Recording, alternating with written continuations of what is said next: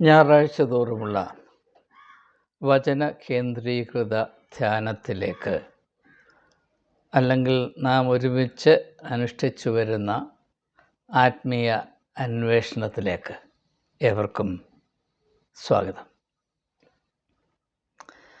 അന്വേഷണം നമ്മുടെ ആന്തരിക സ്വാതന്ത്ര്യത്തിൻ്റെ ആധികാരിക പ്രവർത്തനമാണ് എന്ന് ഇതിനു മുൻപ് പല വീഡിയോകളിലും വെളിപ്പെടുത്തിയത് അല്ലെങ്കിൽ സൂചിപ്പിച്ചത് ഒന്ന് ഓർമ്മിപ്പിക്കുക മാത്രമാണ് ഞാനിപ്പോൾ ചെയ്യുന്നത്.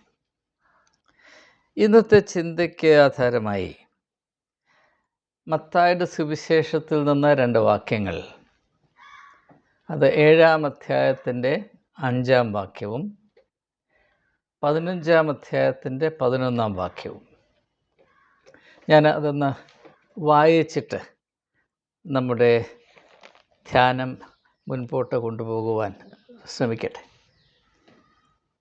7-ാം അധ്യായത്തിൻ്റെ 6-ാം വാക്യം: വിശുദ്ധമായത് നായ്ക്കൾക്ക് കൊടുക്കരുത്, നിങ്ങളുടെ മുത്തുകളെ പന്നികളുടെ മുൻപിൽ ഇടുകയുമരുത്, അവ കാൽ കൊണ്ട് അവയെ ചവിട്ടുകയും തിരിഞ്ഞ് നിങ്ങളെ കളയുകയും ചെയ്യുവാൻ ഇടവരരുത്. ഇനിയും 15-ാം അധ്യായത്തിൻ്റെ 11-ാം വാക്യം: മനുഷ്യന് അശുദ്ധി വരുത്തുന്നത് വായ്ക്കകത്ത് ചെല്ലുന്നതല്ല, വായിൽ നിന്ന് പുറപ്പെടുന്നതത്രേ.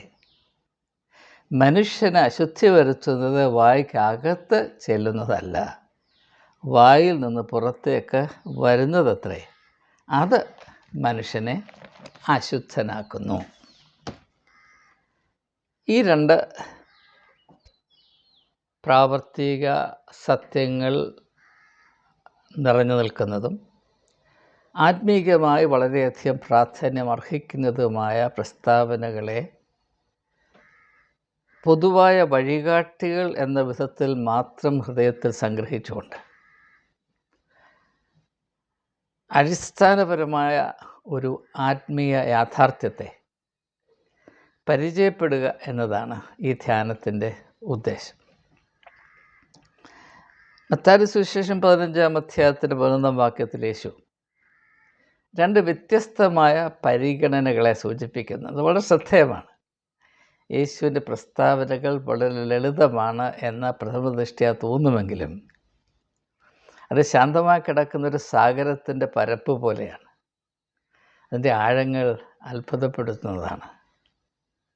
എന്നാൽ ഉപരിപ്ലവതയിൽ മാത്രം തങ്ങി നിൽക്കുന്ന ഒരു സമീപനത്തിൽ, ഉപരിപ്ലവമായ താല്പര്യങ്ങളിൽ മാത്രം അള്ളിപ്പിടിച്ച് നിൽക്കുന്നൊരു സമൂഹത്തിൻ്റെ മധ്യത്തിൽ യേശുവിൻ്റെ ആഴമേറിയ വെളിപ്പെടുത്തലുകൾ പലപ്പോഴും നഷ്ടപ്പെട്ടു പോകുന്നു എന്ന ദുഃഖകരമായ ഒരവസ്ഥയാണ്. അതിനൊരു മാറ്റം വരട്ടെ. ആഴങ്ങളുടെ അറിവുകളിൽ നിന്ന് മാത്രമേ മനുഷ്യന് അനുഗ്രഹവും ആത്മീകമായ വളർച്ചയും അനുബന്ധമായ ആന്തരിക സ്വാതന്ത്ര്യവും പ്രാപിക്കുകയും വർദ്ധിക്കുകയും ചെയ്യുകയുള്ളൂ എന്നത് തിരിച്ചറിയേണ്ട വലിയ ആവശ്യം നമുക്കുണ്ട്. അപ്പോൾ മത്തായിയുടെ സുവിശേഷം 15-ാം അധ്യായത്തിൻ്റെ 11-ാം വാക്യത്തിൽ യേശു സൂചിപ്പിക്കുന്ന ഒരു വ്യത്യാസം, ഒരു കോൺട്രാസ്റ്റ് എന്താണ്? മനുഷ്യനെ സംബന്ധിച്ചിടത്തോളം അവൻ്റെ വായുടെ ഉള്ളിലേക്ക് പോകുന്നതല്ല, വായിൽ നിന്ന് വരുന്നതാണ്. വായിലേക്ക് വരുന്നതല്ല, വായിൽ നിന്ന് വരുന്നതാണ് നാം പ്രത്യേകമായി ശ്രദ്ധിക്കേണ്ടത്. ഇത് വലിയ ഒരു വ്യത്യാസത്തെ യേശു സൂചിപ്പിക്കുകയാണ്. ലൗകിക മനുഷ്യനും ആത്മീയ മനുഷ്യനും തമ്മിലുള്ള വലിയ അന്തരത്തിൻ്റെ ഒരു സൂചനയാണ് ഇവിടെ നൽകുന്നത്. നാം ലോകത്തിൽ എവിടെ പോയാലും ഏത് കാലഘട്ടത്തിലെ മനുഷ്യരെ ശ്രദ്ധിച്ചാലും ലൗകികമായി മാത്രം ചിന്തിക്കുകയും പ്രതികരിക്കുകയും ചെയ്യുന്ന ആളുകളുടെ പൊതുവായ സ്വഭാവം എന്താണ്?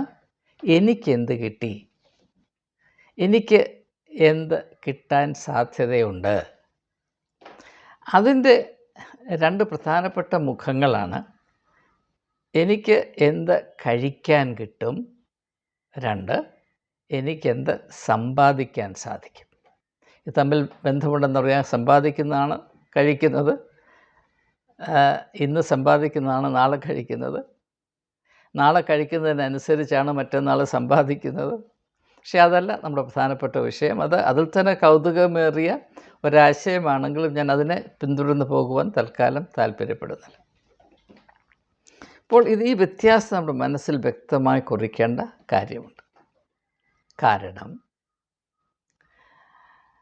എനിക്ക് എന്ത് കിട്ടും, ഞാൻ എന്താണ് ഭക്ഷിക്കുന്നത്, ഞാൻ എന്താണ് സ്വരമിക്കുന്നത് എന്ന് മാത്രം കരുതി ജീവിക്കുന്ന ആളുകളുടെ വ്യക്തിത്വം അന്ധകാരത്തിൻ്റെ വ്യക്തിത്വമായിരിക്കുമെന്ന് പല വിധത്തിൽ യേശു പ്രഖ്യാപിച്ചിട്ടുണ്ടെങ്കിലും അതിനെപ്പറ്റി ക്രിസ്ത്യാനികളുടെ ഇടയിൽ വേണ്ടത്ര ബോധ്യം ഇന്നും ഉണ്ടായിട്ടില്ല എന്നത് ദുഃഖകരം തന്നെയാണ്.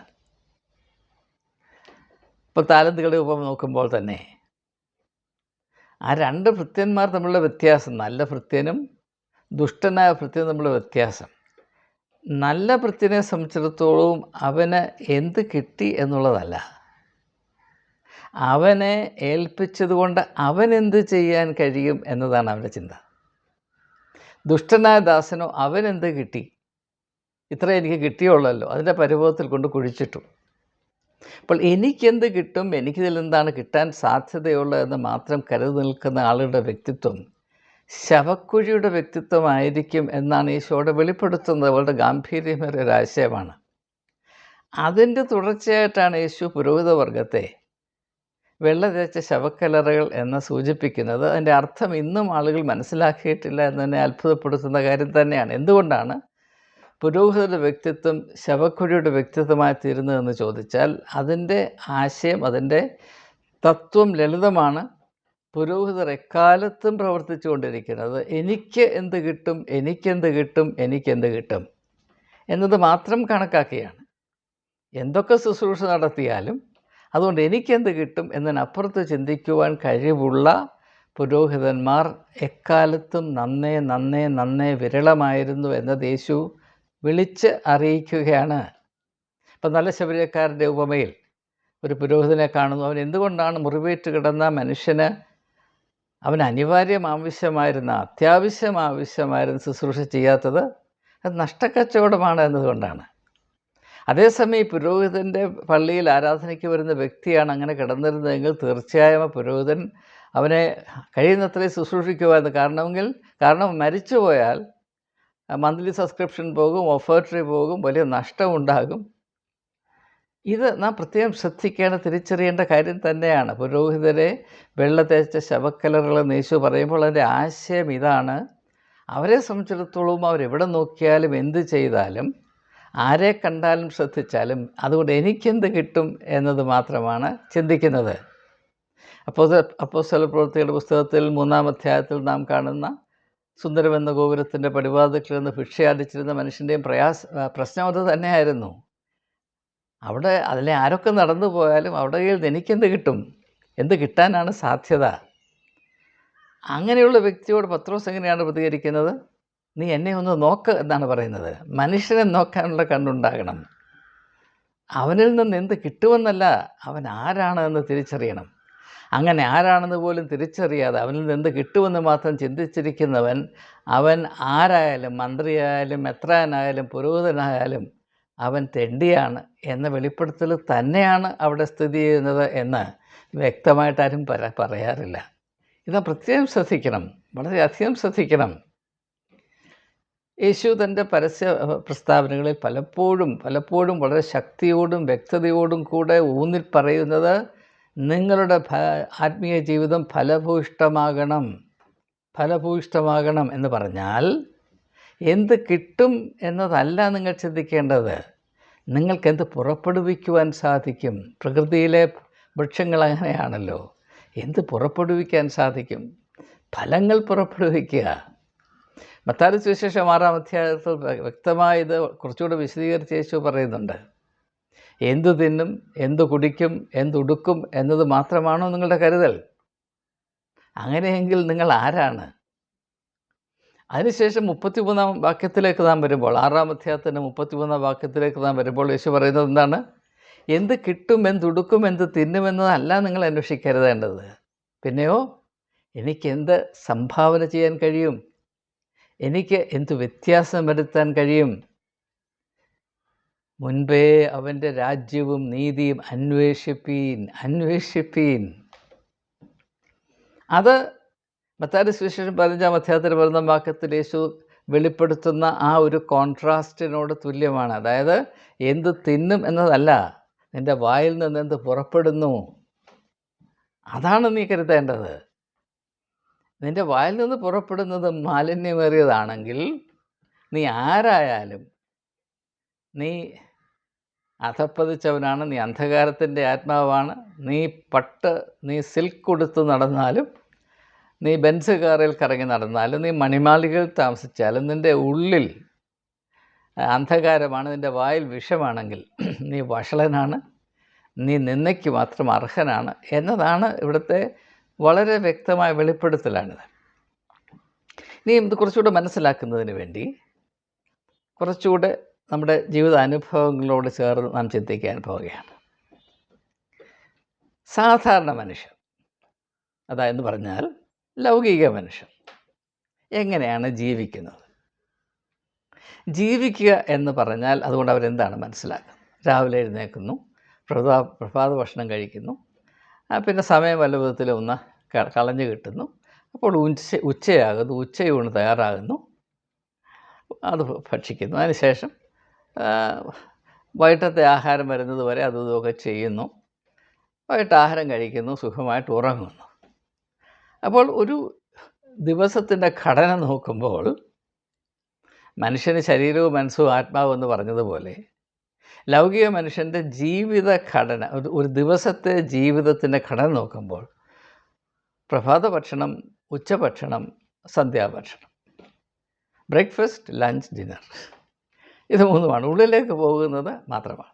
അത് മാത്രമല്ല നാം മനസ്സിലാക്കേണ്ടത്, ഇങ്ങനെ കഴിക്കുന്ന ആഹാരത്തിന് എന്ത് പറ്റുന്നു? പ്രകൃതിയിൽ നിന്ന് ഏറ്റവും മേൽത്തരമായ കാര്യങ്ങൾ ഭക്ഷിക്കണമെന്ന് എല്ലാവർക്കും താല്പര്യമുണ്ട്, എനിക്കും താല്പര്യമുണ്ട്, ഇല്ലെന്നൊന്നുമല്ല, നമുക്കെല്ലാവർക്കും താല്പര്യമുണ്ട്. അപ്പം അതിനുള്ള ഭാഗ്യം നമുക്കാർക്കുമില്ല. ഇപ്പം നാം കഴിക്കുന്ന ഒട്ടുമുക്കാലും വിഷം തന്നെയാണ്. പച്ചക്കറിയാണെങ്കിലും മത്സ്യമാംസാദികളാണെങ്കിലും എല്ലാം നാം അനുദിനം കഴിക്കുന്നത് വിഷം തന്നെയാണ്. അതുകൊണ്ട് പണ്ടൊക്കെ നമ്മൾ കഴിച്ച ആഹാരത്തിൻ്റെ രുചി ഓർമ്മയിൽ മാത്രം അവശേഷിക്കുകയാണ്. അതൊക്കെ എന്നോ നഷ്ടപ്പെട്ടു. നമ്മുടെ പുരോഗതിയുടെ വലിപ്പം കൊണ്ട്, അതിൻ്റെ മേന്മ കൊണ്ട് ആഹാരവും ഭക്ഷണവും തമ്മിൽ വ്യത്യാസം മാറിപ്പോയിരിക്കുന്നു. അത് മറ്റൊരു വിഷയമാണ്. കൂടുതലായി അതിൽ നമുക്ക് ശ്രദ്ധിക്കേണ്ട ആവശ്യം ഇപ്പോഴില്ലല്ലോ. അപ്പോൾ നാം ഇങ്ങനെ പ്രകൃതിയിൽ നിന്ന് ഏറ്റവും മേൽത്തരമായ അംശങ്ങൾ ഭക്ഷിക്കുവാൻ താല്പര്യപ്പെടുന്നു. പക്ഷേ അതേസമയം നാം ഒരിക്കലും പരിഗണിക്കാത്തൊരു കാര്യമുണ്ട്. നാം ഇങ്ങനെ ഭക്ഷിക്കുന്നത് കൊണ്ട് എന്താണ് സംഭവിക്കുന്നത്? പ്രകൃതിയുടെ ഏറ്റവും മേന്മയേറിയ സംഭാവനകൾ, പച്ചക്കറിയാണെങ്കിലും പഴവർഗ്ഗങ്ങളാണെങ്കിലും മത്സ്യമാംസാദികളാണെങ്കിലും, അത് നാം ഭക്ഷിക്കുന്നത് കൊണ്ട് എന്ത് സംഭവിക്കുന്നു? അത് മലവും മൂത്രവുമായി മാറുന്നു. അത് മാത്രമേ സംഭവിക്കുന്നുള്ളൂ. അപ്പോൾ നാം പ്രകൃതിയിൽ നിന്ന് നല്ല കാര്യങ്ങൾ സ്വീകരിച്ചിട്ട് അതിനെ ഇപ്രകാരം ഒന്ന് രൂപാന്തരം നൽകി പ്രകൃതിക്ക് തിരിച്ചു കൊടുക്കുന്നു. ഇതാണ് നമ്മൾ ചെയ്യുന്ന, എല്ലാവരും രാജാവ് തൊട്ട് തെണ്ടി വരെ ചെയ്യുന്ന ശുശ്രൂഷ ഇതാണ്. അത് ശാരീരികമായ പ്രക്രിയ നടന്നുകൊണ്ടിരിക്കുന്നു. ആ അവസ്ഥ നോക്കുമ്പോൾ മനുഷ്യനും മൃഗവുമായി യാതൊരു വ്യത്യാസവുമില്ല. മത്തായിയുടെ സുവിശേഷം 7-ാം അധ്യായത്തിൻ്റെ 6-ാം വാക്യം ഈ സമയത്ത് നമുക്കൊന്ന് ഓർത്തെടുക്കാം. ഞാനത് വായിച്ചതാണല്ലോ. നിങ്ങളുടെ മുത്തുകളെ പന്നികളുടെ മുമ്പിൽ എറിഞ്ഞു കൊടുക്കരുത്. പന്നിയും മനുഷ്യനും ചെയ്യുന്ന പരിപാടി ഇത് തന്നെയാണ്. കഴിക്കുന്നു, അതിൻ്റെ പരിണിത ഫലമായി മലവും മൂത്രവും സംഭാവന ചെയ്യുന്നു. പിന്നെ പന്നിയും മനുഷ്യനും തമ്മിലൊരു വ്യത്യാസം ഉള്ളത്, ഏറ്റവും മോശമായ കാര്യങ്ങൾ അന്വേഷിച്ച് നടന്നത് ഭക്ഷിച്ചിട്ടാണ് പന്നി അതിൻ്റേതായ പിന്നത്തെ സംഭാവന നൽകുന്നത്. മനുഷ്യനും അതുപോലെ അധപ്പതിക്കാം. ഇപ്പോൾ ലഹരി മരുന്നിന് അടിമയാകുന്ന മനുഷ്യൻ, കള്ളുകുടിക്ക് അടിമയാകുന്ന മനുഷ്യൻ, അവരന്വേഷിച്ചു പോകുന്നത് പന്നി എപ്രകാരമാണ് മാലിന്യമേറിയ കാര്യങ്ങൾ അന്വേഷിച്ച് അതിൻ്റെ എന്താ പറയുന്നത്, രാജഭോഗമായി അനുഭവിച്ച് സായുജ്യമടയുന്നത്, അതുപോലെയാണ് ഈ മയക്കുമരുന്നിൻ്റെയും മദ്യത്തിൻ്റെയും പുറകെ പോകുന്ന മനുഷ്യൻ അത് കഴിച്ചതാണ്ട് വലിയ സംഭവമാണെന്നൊക്കെ പറഞ്ഞ് വ്യക്തിത്വം നശിപ്പിച്ചും ജീവിതം തുലച്ചും കഴിയുന്നത്. അപ്പോൾ മനുഷ്യനും പന്നിയുമായിട്ടുള്ള വ്യത്യാസം അവിടെ അല്പം പോലും ഇല്ലാതാകുകയാണ്. അപ്പോൾ അങ്ങനെ മനുഷ്യൻ എന്ന് നാം പറയുന്ന വാക്കിൽ ഒരു വലിയ റേഞ്ചുണ്ട്. അതെന്താണ്? അതിനെ നമുക്ക് വേണമെങ്കിൽ ഇങ്ങനെ പറയാം, പന്നി തൊട്ട് പ്രകാശം വരെ ഒരു റേഞ്ചാണ്. പന്നി തൊട്ട് പ്രകാശം വരെ. ഇവിടെ മത്തായിയുടെ സുവിശേഷം 7-ാം അധ്യായത്തിൻ്റെ 6-ാം വാക്യത്തിൽ മനുഷ്യനെ പന്നിയോടാണ് യേശു ഉപമിക്കുന്നത് എങ്കിൽ, അതേ സുവിശേഷത്തിൽ 5-ാം അധ്യായത്തിൻ്റെ 14-ാം വാക്യത്തിൽ മനുഷ്യനെ പ്രകാശമായിട്ടാണ് യേശു അവതരിപ്പിക്കുന്നത്. ഇപ്പം രണ്ട് വളരെ വളരെ വ്യത്യസ്തമായ സാധ്യതകൾ. പന്നി ഒരു അറ്റത്ത്, പ്രകാശം മറ്റൊരു. ഇത് രണ്ടും മനുഷ്യൻ്റെ സാധ്യതകളാണ്. നമുക്കറിയാം മഴവില്ല് ആകാശത്ത് വിടർന്നു നിൽക്കുമ്പോൾ അതൊരു റേഞ്ചുണ്ട് അതിനകത്ത്. വയലറ്റ് തൊട്ട് റെഡ് വരെ 7 നിറങ്ങളുടെ ഒരു റേഞ്ചുണ്ട്. Violet, indigo, blue, green, orange, അങ്ങനെ ഓറഞ്ച്, റെഡ്. അതൊരു റേഞ്ചാണ്. അതെല്ലാം കൂടെ ചേരുമ്പോഴാണ് വെളിച്ചമാകുന്നത്. വെളിച്ചം, റേ ഓഫ് ലൈറ്റ്. അതിൽ 7 വർണ്ണങ്ങളുമുണ്ട് എന്ന് പറയുന്നത് പോലെ മനുഷ്യനെന്ന് പറയുന്ന ഈ ഒരു പ്രതിഭാസത്തിൽ, ഈ മനുഷ്യനെന്ന പ്രതിഭാസവും ഒരു മഴവില്ലാണ്. മനുഷ്യനും ഒരു മഴവില്ലാണ്. വ്യക്തിയായിട്ടല്ല, മനുഷ്യനെന്ന സങ്കല്പം ഒരു മഴവില്ല് പോലെയാണ്. അതാണ് ഒരറ്റം മുതൽ മറ്റേ അറ്റം വരെ. മഴവില്ലിൻ്റെ ഇങ്ങേയറ്റത്ത് വയലറ്റും അങ്ങേയറ്റത്ത് റെഡുമാണെങ്കിൽ, മനുഷ്യനെന്ന് പറയുന്ന ഈ മഴവില്ലിൻ്റെ ഇങ്ങേയറ്റത്ത് പന്നിയും അങ്ങേയറ്റത്ത് വെളിച്ചവുമാണ്. ഇതാണ് വ്യത്യാസം. ദയവായി ശ്രദ്ധിക്കുക, ദയവായി മനസ്സിലാക്കാൻ ശ്രമിക്കുക. പ്രകൃതിയുടെ മഴവില്ലിൻ്റെ ഒരറ്റത്ത് ചുവപ്പും മറ്റേ അറ്റത്ത് വയലറ്റ്, മറ്റേ അറ്റത്ത് റെഡുമാണെങ്കിൽ, ചുവപ്പുമാണെങ്കിൽ, മനുഷ്യനാകുന്ന ഈ പ്രതിഭാസത്തിൻ്റെ ഇങ്ങേയറ്റത്ത് പന്നിയും അങ്ങേയറ്റത്ത് വെളിച്ചവുമാണ്. ഈ രണ്ട് വളരെ അകലമുണ്ട് എന്ന് നമുക്ക് തോന്നുന്ന സാധ്യതയുടെ മധ്യത്തിൽ നിരന്തരം ഒഴുകിക്കൊണ്ടേയിരിക്കുന്ന ഒരു പ്രവാഹമാണ് മനുഷ്യൻ എന്ന് പറയുന്നത്. മനുഷ്യനൊരു പ്രവാഹമാണ്. എന്നാൽ പ്രാകൃത മനുഷ്യൻ്റെ സ്വഭാവം എന്ന് പറഞ്ഞാൽ കഴിയുന്നത്രയും ഈ പന്നിയോട് ചേർന്നിരിക്കുക. മഴവില്ലെന്ന് പറഞ്ഞാൽ വയലറ്റ് മാത്രമാണ് എന്ന് ധരിച്ചിരിക്കുക, മറ്റൊരു നിറവുമില്ല, മറ്റൊരു സാധ്യതയുമില്ല എന്ന് പറഞ്ഞിരിക്കുക എന്ന് ശാഠ്യം പിടിക്കുന്ന ആയിരങ്ങളെ ഞാൻ കണ്ടിട്ടുണ്ട്. മനുഷ്യൻ പറഞ്ഞാൽ ഇങ്ങനെയൊക്കെ ഒക്കത്തുള്ളൂ, ഇതിനപ്പുറത്ത് പോയി ചിന്തിക്കാനൊന്നും ആരെക്കൊണ്ടും ഒക്കത്തില്ലെന്ന് നിങ്ങൾ അങ്ങനെ ചിന്തിക്കണമെന്ന് നിങ്ങൾ പറയരുത്. അത് യാഥാർത്ഥ്യബോധമില്ലാത്തവർ പറയുന്ന കാര്യങ്ങൾ നമുക്ക് നിർബന്ധം പിടിക്കുന്ന അനേകരെ ഞാൻ കണ്ടിട്ടുണ്ട്. പക്ഷേ പ്രകൃതിയുടെ തന്നെ യുക്തി വെച്ച് നാം ചിന്തിക്കുമ്പോൾ നമുക്കറിയാം, മഴവില്ലിൽ വയലറ്റ് തൊട്ട് റെഡ് വരെ ഒരു വലിയ റേഞ്ചുണ്ട്. അതുപോലെ തന്നെ മനുഷ്യരിൽ പന്നി തൊട്ട് പ്രകാശം വരെ ഒരു റേഞ്ചുണ്ട്. ആത്മീയത ദൗത്യം എന്നാൽ എന്താണ്? ഈ പന്നി പോലെയുള്ള അവസ്ഥയിൽ സ്ഥിതിക്കുന്ന മനുഷ്യനെ പ്രകാശത്തിൻ്റെ അവസ്ഥയിലേക്ക് ഉയർത്തുക എന്ന അത്ഭുതങ്ങളിൽ അത്ഭുതമായ ഒരു ലക്ഷ്യത്തോടുകൂടെ പ്രവർത്തിക്കുന്ന ഈ സാഹസികതയുടെ പേരാണ് ആത്മീയത എന്നുള്ളത്. ആത്മീയതയെപ്പറ്റി ഇതിനേക്കാൾ മേൽത്തരമായൊരു വിവക്ഷ എനിക്ക് പ്രദാനം ചെയ്യുവാൻ ഒരു കാലത്തും കഴിയുകയില്ല. അത്രമാത്രം ശ്രദ്ധേയമായൊരു വിഷയത്തെപ്പറ്റിയാണ് നാം ചിന്തിക്കുക. അതുകൊണ്ട് നമ്മുടെ വ്യക്തിത്വം എപ്രകാരമുള്ളതായിരിക്കണം എന്നത് തന്നെയാണ് ദൈവത്തിൻ്റെ ഏറ്റവും വലിയ കരുതൽ, അല്ലെങ്കിൽ ആത്മീയതയുടെ ഏറ്റവും വലിയ ലക്ഷ്യം. അതുകൊണ്ടാണ് മത്തായിയുടെ സുവിശേഷം 4-ാം അധ്യായത്തിൻ്റെ 4-ാം വാക്യത്തിൽ, അതായത് കർത്താവായ യേശു ക്രിസ്തു മരുഭൂമിയിൽ സാത്താനാൽ പരീക്ഷിക്കപ്പെടുന്ന സാഹചര്യത്തിലെ ആദ്യത്തെ പരീക്ഷയായ നീ ദൈവപുത്രനെങ്കിൽ ഈ കല്ലുകളെ അപ്പമായി രൂപാന്തരപ്പെടുത്തുക എന്നുള്ള ഭാഗത്ത് 4-ാം വാക്യത്തിൽ വരുമ്പോൾ യേശു സാത്താനോട് പ്രതികരിച്ചുകൊണ്ട് എന്താണ് പറയുന്നത്? മനുഷ്യൻ അപ്പം കൊണ്ട് മാത്രമല്ല, ദൈവത്തിൻ്റെ വായിൽ നിന്ന് വരുന്ന സകല വചനം കൊണ്ടും ജീവിക്കണം എന്നതിൻ്റെ അർത്ഥം ഏറ്റവും വ്യക്തമായി മനസ്സിലാക്കാൻ ഈ ചിന്തകളുടെ പശ്ചാത്തലം നമ്മെ സഹായിക്കുമെന്ന് എളിമയോടുകൂടെ ഞാൻ അറിയിച്ചു കൊള്ളട്ടെ. അതായത് എന്തുകൊണ്ടാണ് മനുഷ്യൻ ദൈവത്തിൻ്റെ വായിൽ നിന്ന് വരുന്ന സകല വചനങ്ങളും ഭക്ഷിക്കണം എന്ന് യേശു പറയുന്നു? അപ്പം കൊണ്ട് മാത്രം ജീവിച്ചാൽ അനുദിനം ഈ പന്നിയുടെ അവസ്ഥയിലേക്ക് മാത്രം വഴുതി പോകാനുള്ള സാധ്യതയിൽ വിശ്വസിക്കാനേ മനുഷ്യർക്ക് സാധ്യമാകുകയുള്ളൂ.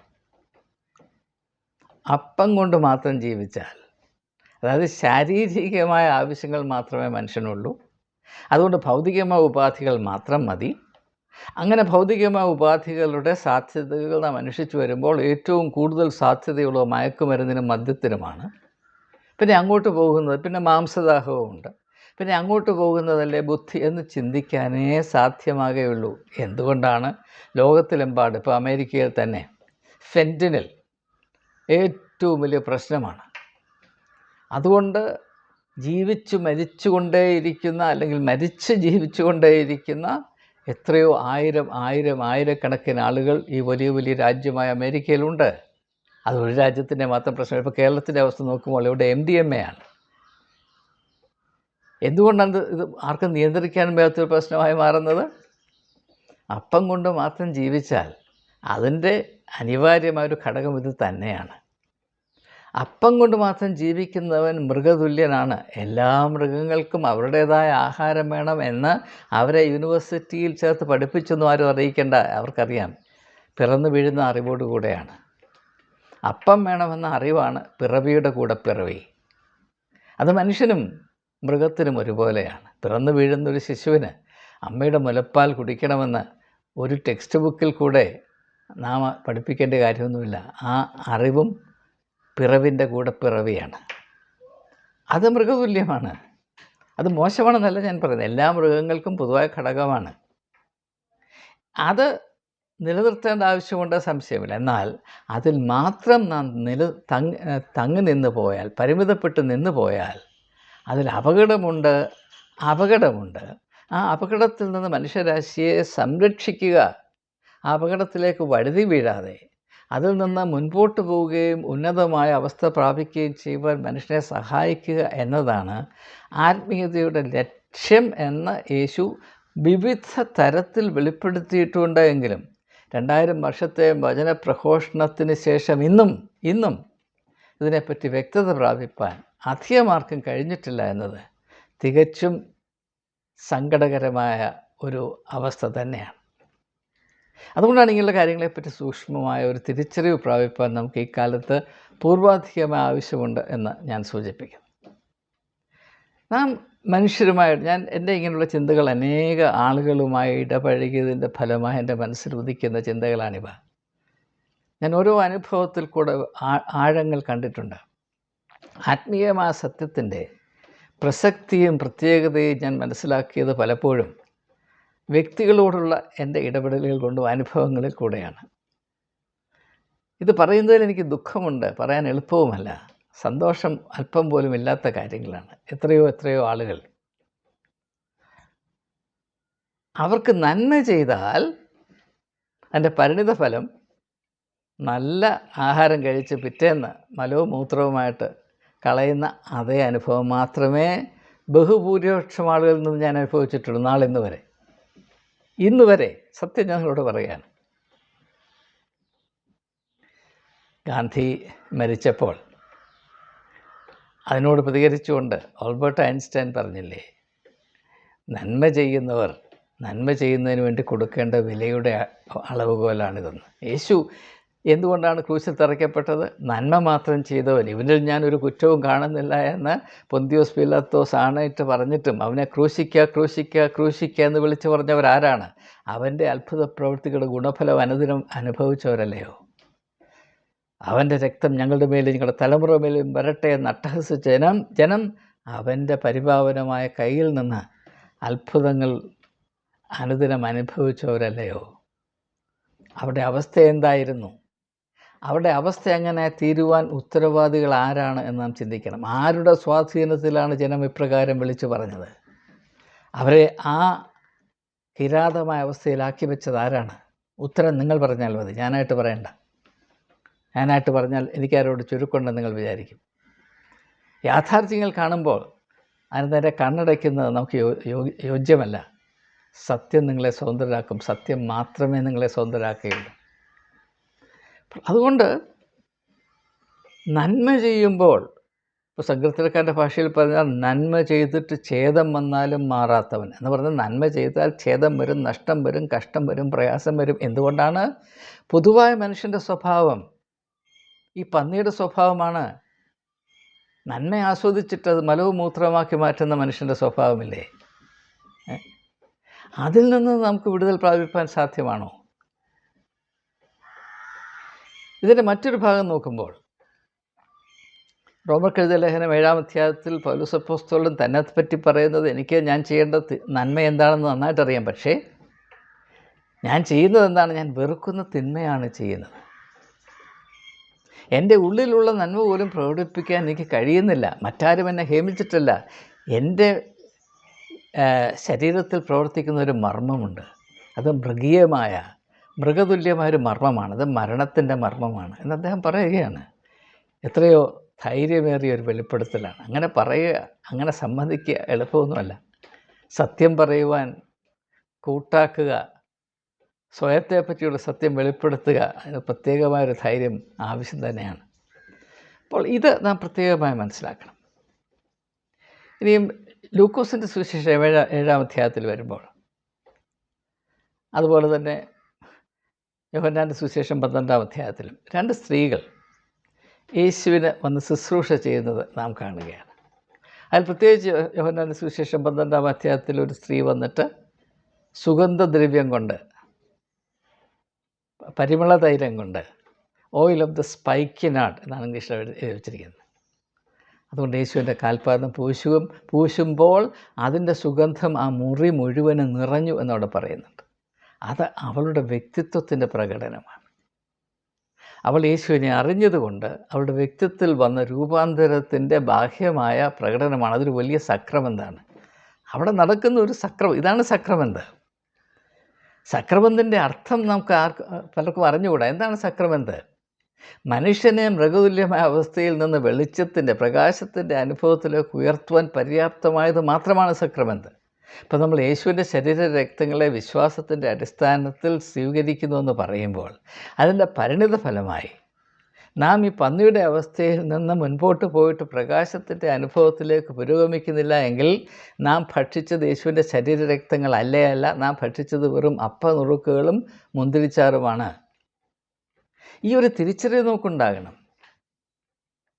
ഇത് യേശുവിൻ്റെ ശരീരവും രക്തവുമാണ് എന്ന് സത്യസന്ധമായി ഒരു പുരോഹിതന് പറയണമെങ്കിൽ അതിൽ അവൻ ഏറ്റെടുക്കേണ്ട ഒരു ചുമതലയുണ്ട്. എന്താണ്? ആർക്കാണോ ഈ സക്രമത്തിൻ്റെ അനുഗ്രഹം താൻ പകർന്നു കൊടുക്കുന്നത്, ആരാണോ ഈ വിശുദ്ധ അംശങ്ങളെ സ്വീകരിക്കുന്നത്, അവർ അനുദിനം യേശുവിൻ്റെ വ്യക്തിത്വത്തിലേക്ക് വളരുവാൻ, ലോകത്തിൻ്റെ വെളിച്ചം ഞാനാണെന്ന് ആധികാരികമായി അവകാശപ്പെട്ട് യേശുവിൻ്റെ വ്യക്തിത്വത്തിലേക്കൊന്ന് അടുത്തു ചെല്ലുവാനുള്ള പ്രേരണ ജനങ്ങൾക്ക് നൽകിക്കൊണ്ടിരിക്കുന്ന പുരോഹിതന് മാത്രമേ അപ്പം നുറുക്കിയും വീഞ്ഞു അനുഗ്രഹിച്ചും ഇത് യേശുവിൻ്റെ ശരീരമാണ്, ഇതിൻ്റെ യേശുവിൻ്റെ രക്തമാണെന്ന് സത്യസന്ധമായി പറഞ്ഞ് അവർക്ക് സക്രമന്ത നൽകുവാൻ സാധ്യമാകുകയുള്ളൂ.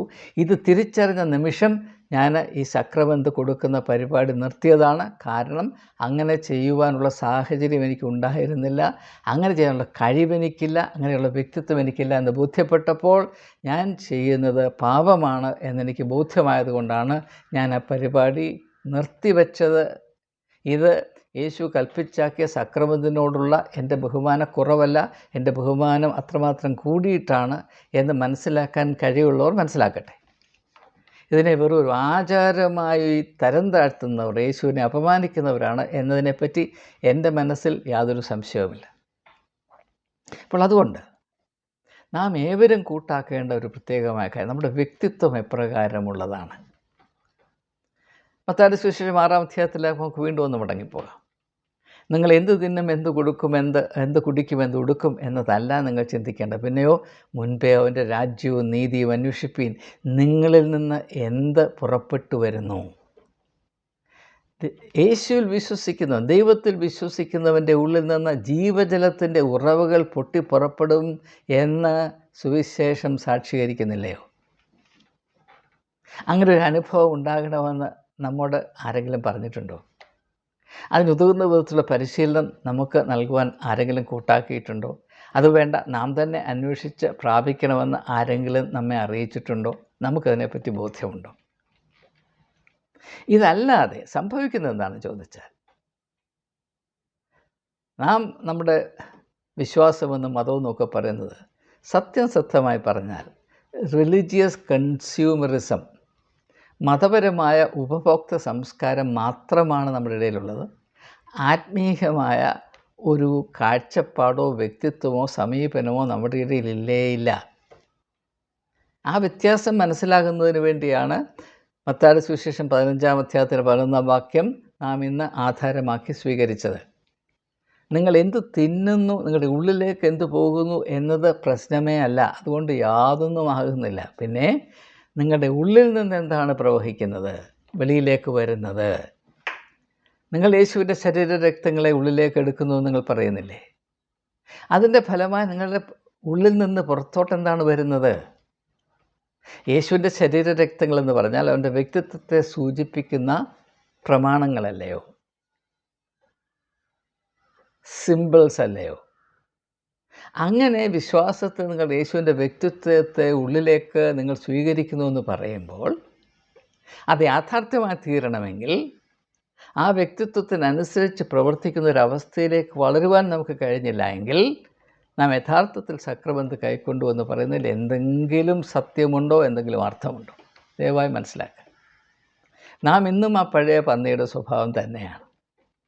വല്ലതൊക്കെ കിട്ടുന്നതൊക്കെ സ്വീകരിക്കുന്നു, മതപരമായ ആഹാരം സ്വീകരിക്കുന്നു, ഭവനത്തിൽ നിന്ന് ശാരീരികമായ ആഹാരം സ്വീകരിക്കുന്നു, സമൂഹത്തിൽ നിന്ന് സാംസ്കാരികമായ സാമ്പത്തികമായ ആഹാരം നാം സ്വീകരിക്കുന്നു. പക്ഷേ അതെല്ലാം കഴിഞ്ഞ് നമ്മുടെ വ്യക്തിത്വത്തിൽ, നമ്മുടെ ശരീരത്തിൽ കൂടെ, നമ്മുടെ ജീവിതത്തിൽ കൂടെ വെളിയിലോട്ട് വരുന്നത് മലവും മൂത്രവും മാത്രമാണ് എങ്കിൽ നമ്മൾ ക്രിസ്ത്യാനികളായതുകൊണ്ടോ, ഹിന്ദുക്കളായതുകൊണ്ടോ, മുസ്ലിങ്ങളായതുകൊണ്ടോ, നിരീശ്വരവാദികളായതുകൊണ്ടോ യാതൊരു വ്യത്യാസവുമില്ല.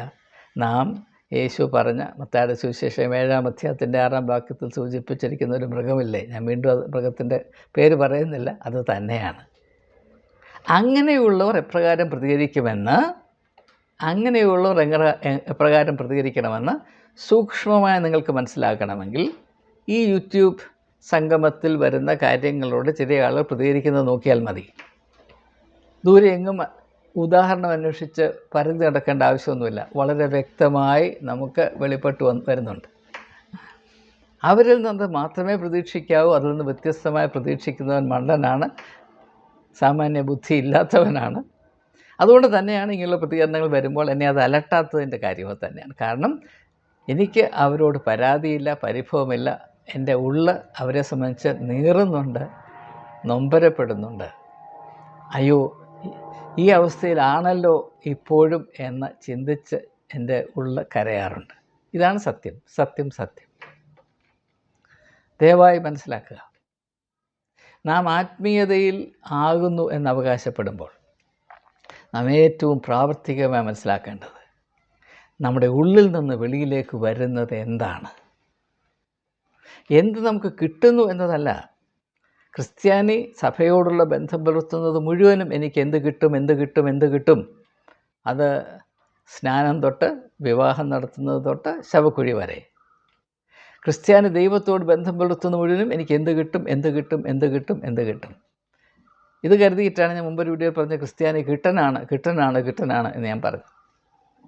ക്രിസ്ത്യാനി ദൈവങ്ങളുടെ പുറകെ ഓടുന്നത് മുഴുവനും എനിക്ക് എന്ത് കിട്ടും. ഇസ്രയേലിലെ യാത്രാ ടിക്കറ്റ് തൊട്ട് കാനഡ വീസ വരെ, മകൾക്ക് നല്ല ഭർത്താവിനെ തൊട്ട് മകന് സിനിമയിൽ അവസരം വരെ എന്ത് കിട്ടും. കിട്ടന്മാരാണ്. സുറിയാനി ക്രിസ്ത്യാനികളല്ല നാം ക്രിസ്ത്യാനി കിട്ടന്മാരാണ്. ഇത് അധപ്പതനത്തിൻ്റെ അവസ്ഥയാണ് എന്ന് തിരിച്ചറിയുവാൻ എന്തുകൊണ്ടാണ് കഴിയാത്തത്? യേശുവിൽ വിശ്വസിക്കുന്നവൻ്റെ ഉള്ളിൽ നിന്ന് ജീവ നദികൾ പുറപ്പെടും എന്ന് പറയുമ്പോൾ അതിലെന്തെങ്കിലും അർത്ഥമുണ്ട് എന്ന് നാം തിരിച്ചറിയണ്ടേ? അതുകൊണ്ട് ഒരു കാര്യം വ്യക്തമായി മനസ്സിലാക്കുക. യേശു പറയുന്നു, നമ്മുടെ ഉള്ളിലേക്ക് എന്ത് ചെല്ലുന്നു എന്നതല്ല, നമുക്കെന്ത് കിട്ടുന്നു എന്നുള്ളതല്ല, ഭൗതിക ലോകത്തിൽ നാം എന്ത് നേടുന്നു എന്നതല്ല. അർത്ഥവത്തായത് എന്താണ്? നമ്മുടെ ഉള്ളിൽ നിന്ന് എന്ത് പുറപ്പെടുന്നു? നാം ഏത് തരത്തിലുള്ള സംഭാവനകളാണ് നൽകുന്നത്? ഏത് വിധത്തിലാണ് നാം നമ്മുടെ സാഹചര്യത്തെ സ്വാധീനിക്കുന്നത്? ഏത് വിധത്തിലാണ് നമ്മിൽ കൂടെ മറ്റുള്ളവർ അനുഗ്രഹിക്കപ്പെടുന്നത്? അബ്രഹാമിനെ ഊരിൽ നിന്ന് യഹോവ വിളിക്കുമ്പോൾ അവന് കൊടുക്കുന്ന ദർശനം എന്താണ്? നീ കണ്ടിട്ടില്ലാത്തൊരു ദേശത്തേക്ക് നീ പോകണം, നിനക്ക് വേണ്ടി ഞാൻ മാത്രം കണ്ടിരിക്കുന്ന ഒരു ദേശമുണ്ട്, അവിടത്തേക്ക് നീ പോകണം. നീ അവിടെ പോയാൽ ഞാൻ നിന്നെ അനുഗ്രഹിക്കുകയും നീ നിൻ്റെ തലമുറയും ആ ദേശത്തിന് അനുഗ്രഹമായി തീരുകയും ചെയ്യും. You will be A blessing on the land എന്നാണ് പറയുന്നത്. നിങ്ങൾ ലോകത്തിൻ്റെ വെളിച്ചമാണ്, നിങ്ങൾ ഭൂമിയുടെ ഉപ്പാണ്. എവിടെയായിരുന്നാലും നിങ്ങൾ മറ്റുള്ളവരുടെ ജീവിതത്തിൽ അനുഗ്രഹമായി തീരണം. ഈ ഒരു ദർശനമില്ലാത്തത് ഒന്നും ആത്മീയത നാലടുത്ത് വരികയില്ല എന്ന് ദയവായി മനസ്സിലാക്കുക. നാം നമ്മുടെ സമയവും ജീവിതവും വൃഥ നഷ്ടപ്പെടുത്തുകയാണ്. അർത്ഥശൂന്യമായ കാര്യങ്ങളുടെ പുറകെ പോവുകയും ആർക്കാണ്ടോ താല്പര്യമുള്ള മൂക്കിക്കറിവുകൾ മാത്രം അതിൻ്റെ ആകത്തുക കൊണ്ട് മതത്തിൻ്റെ സൗധം പണിയുകയും ചെയ്യുന്ന ഈ അതുല്യമായ മൊണ്ണത്തരം, അതിരില്ലാത്ത പൊട്ടത്തരം, ഇതിൻ്റെ വിഴുപ്പ് പാണ്ഡവും ചുവന്നുകൊണ്ട് നടക്കുന്ന ക്രിസ്ത്യാനിയെ ദൈവം രക്ഷിക്കട്ടെ എന്നല്ല ഞാൻ എന്ത് പറയാനാണ്. ദയവായി വീണ്ടും ശ്രദ്ധിക്കുക. യേശു പറയുന്നു, നിങ്ങളുടെ ഉള്ളിലേക്ക് എന്ത് പോകുന്നു, നിങ്ങളുടെ പോക്കറ്റിലേക്ക് എന്ത് പോകുന്നു, നിങ്ങൾ എന്ത് ചരതിച്ച് വെക്കുന്നു, ഇതല്ല പ്രശ്നം. ഇതിന് യാതൊരു അർത്ഥവുമില്ല, യാതൊരു വിലയുമില്ല. പിന്നെ എന്താണ്? നിൻ്റെ ഉള്ളിൽ നിന്ന് പ്രവഹിക്കുന്നതിൻ്റെ മാഹാത്മ്യം എന്താണ്? അത് വെളിച്ചത്തിൻ്റെ പ്രവാഹമാണോ? എങ്കിൽ മാത്രമേ നീ യഥാർത്ഥത്തിൽ ഒരു ദൈവ പൈതലാകുകയുള്ളൂ എന്ന് യോഹന്നാൻ്റെ സുവിശേഷം 1-12 അവനിൽ വിശ്വസിച്ച് അവനെ കൈക്കൊള്ളുന്ന ഏവനും ദൈവ പൈതലാകുവാൻ അവൻ അവകാശം കൊടുത്തു. ആ അവകാശം പ്രാപിപ്പാൻ നമുക്കിടയാകട്ടെ എന്ന് ആത്മാർത്ഥമായി പ്രാർത്ഥിച്ചുകൊണ്ട് വാക്കുകൾ ഉപസംഹരിക്കുന്നു. ഈ സംരംഭത്തോട് സഹകരിക്കുന്ന ഏവരെയും എൻ്റെ ഹൃദയംഗമമായ നന്ദിയും ബഹുമാനവും അറിയിച്ചുകൊള്ളുന്നു.